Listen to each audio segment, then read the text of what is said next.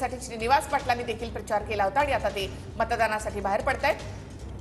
तर माळेगाव या ठिकाणाहून शरद पवार आता बाहेर पडलेत, मात्र प्रसार माध्यमांना त्यांनी इथे प्रतिक्रिया दिली नाही। मतदान केंद्राच्या बाहेर थोडंसं काही अंतरावर शरद पवार या संदर्भात प्रतिक्रिया देऊ शकतात। तर शरद पवार हे आता मतदान केंद्रावरनं निघालेले आहेत। बारामतीतली सर्वात महत्त्वाची लढत दुसरीकडे साताऱ्यात सुद्धा मतदान पार पडतं आहे। 3 दशकांपासून बारामतीवर पवार कुटुंबियांचं वर्चस्व आहे, मात्र आता बारामतीच्या होम ग्राउंडवर ताकद 18 वर्षावरील प्रत्येक व्यक्तीला मतदानाचा जो हक्क दिला आहे, ज्यातून लोकशाहीमध्ये संपूर्ण देशासाठी श्रीनिवास पाटलांनी देखील प्रचार केला होता आणि आता ते मतदानासाठी बाहेर पडतायत। तर माळेगाव या ठिकाणाहून शरद पवार आता बाहेर पडलेत, मात्र प्रसार माध्यमांना त्यांनी इथे प्रतिक्रिया दिली नाही। मतदान केंद्राच्या बाहेर थोडंसं काही अंतरावर शरद पवार या संदर्भात प्रतिक्रिया देऊ शकतात। तर शरद पवार हे आता मतदान केंद्रावरनं निघालेले आहेत। बारामतीतली सर्वात महत्त्वाची लढत दुसरीकडे साताऱ्यात सुद्धा मतदान पार पडतं आहे।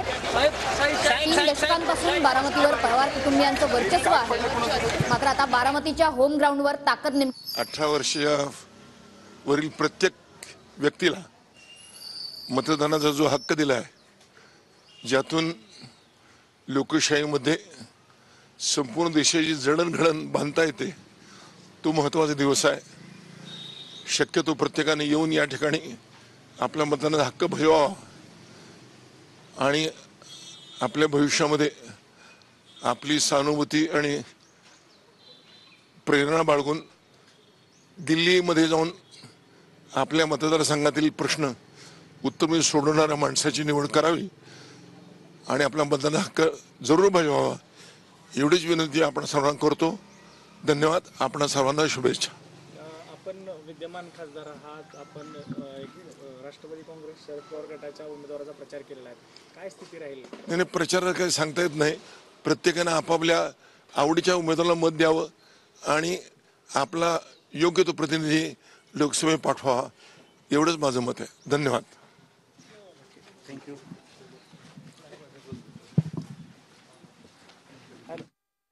करता निघालेले आहेत। तर माळेगावातल्या श्रीमंत शंभूसिंह महाराज हायस्कूल या ठिकाणी शरद पवारांचं मतदान केंद्र होतं, त्या ठिकाणी त्यांनी मतदानाचा हक्क बजावलेला आहे, ते त्या ठिकाणून निघालेले आहेत। तर श्रीनिवास पाटील ज्यांना खरं तर सातारा लोकसभेतून त्यांनी लढावं अशी इच्छा होती शरद पवारांची, मात्र त्यांनी नकार दिल्यामुळे शशिकांत शिंदे यांना उमेदवारी देण्यात आली। शशिकांत शिंदे विरुद्ध उदयनराजे भोसले अशी लढत आहे साताऱ्यात। तर साताऱ्यात एकीकडे मतदान पार पडतंय, तर दुसरीकडे बारामतीमध्ये पवार कुटुंबियांचं मतदान पार पाडलेलं आहे। शरद पवार यांनी ज्या वेळेला मतदानाचा हक्क बजावला त्यावेळीची ही दृश्य आपण या ठिकाणी पाहतो एक्सक्लुझिव्ह। दुसरी दृश्य शशिकांत शिंदे आता मतदानासाठी बाहेर पडतायत, त्याआधी त्यांचा औक्षण या ठिकाणी करण्यात आलेला आहे। आपल्या कुटुंबियांसह ते सातारामध्ये आपला मतदानाचा हक्क बजावणार आहेत। तर दुसरीकडे शरद पवार मतदान करून बाहेर पडतानाची ही दृश्य।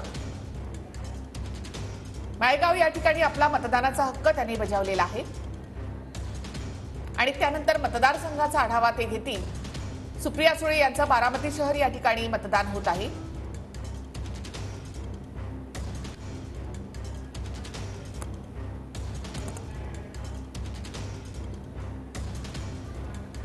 तर शरद पवार यांनी ज्या वेळेला मतदान केलं त्यावेळीची ही दृश्य। सुप्रिया सुळे, शरद पवार, रेवती सुळे हे देखील या ठिकाणी पोहोचल्या होत्या आणि आता शरद पवार यांनी आपलं मतदान केलेलं आहे। कोणतीही प्रतिक्रिया त्यांनी प्रसार माध्यमांना या ठिकाणी दिली नाही।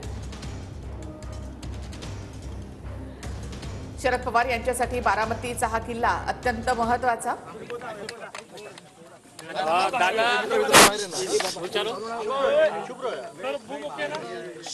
दादा, खरं तर आज देवाला गारानं घातल्यानंतर आता मतदानाला तुम्ही येत आहे, काय नेमकं देवाकडे मागणं? काय मागणं देवाजवळ मतदान करा। तर शरद पवार हे आपल्या मतदान केंद्रातून बाहेर पडलेले आहेत। माध्यमांना त्यांनी अद्याप कोणतीही प्रतिक्रिया दिलेली नाहीये। विरोधकांनी